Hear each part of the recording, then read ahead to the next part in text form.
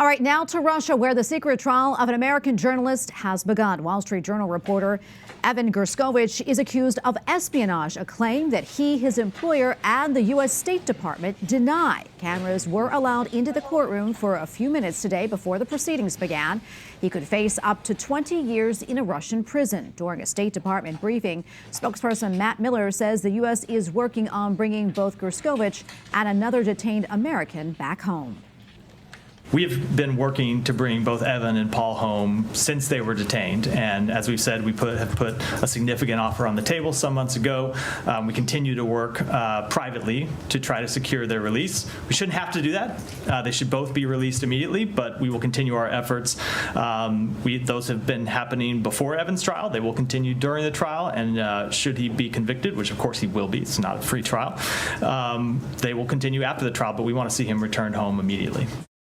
All right, for more, let's bring in Deborah Ball. She is Deputy World Coverage Chief for Europe, the Middle East, and Africa at the Wall Street Journal. Thank you so much for being with us today. I know this is a really tough time for all of you there at the Wall Street Journal, so we are thinking about you.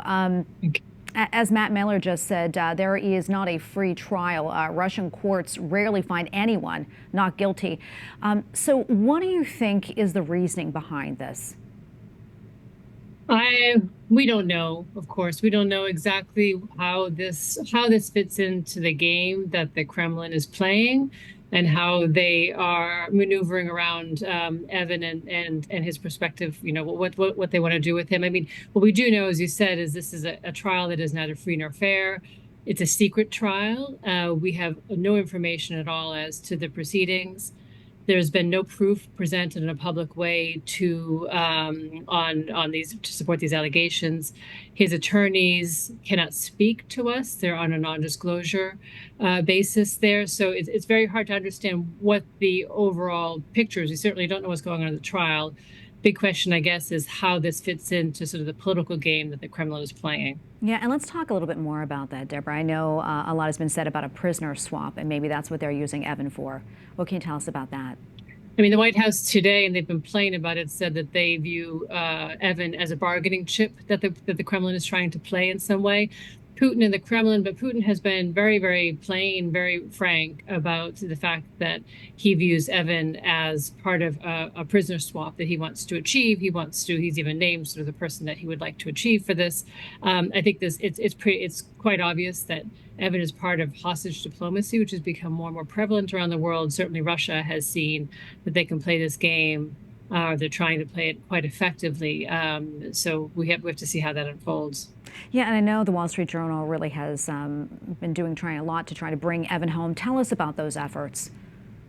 We've done everything we possibly can to keep his name in the spotlight, to keep the pressure on all constituencies in Russia, including in the U.S., the administration, to make sure they're doing everything they possibly can to work for his release. We have to say that the U.S. and the Biden administration has been very, very, very robust in certainly publicly what they're talking about and the efforts they're making to secure Evan's release. We don't know exactly what they're doing behind the scenes, which is the most important part, of course, but we do feel that the U.S. and the Biden administration has been very, very strong in working towards Evan's release. Deborah, do you know how he's doing? I mean, have you heard anything about his condition? We do. We all write to him. He's gotten thousands of letters in the past 15 months. He's his friends, family, clearly colleagues all write to him. He's an extraordinary man who is holding up with great grace and humor in what's a really terrible ordeal. I mean, he writes letters to us that are full of jokes. He is probing for gossip and any news among his colleagues. He sends gifts and presents to his friends for birthdays and anniversaries. We send him books. You see him smiling in the courtroom in that terrible glass cage. He's doing as well as anyone could possibly hope. Yeah, and we're praying for him indeed. Deborah, thank you so much for joining us. We appreciate it. God bless. Thank you.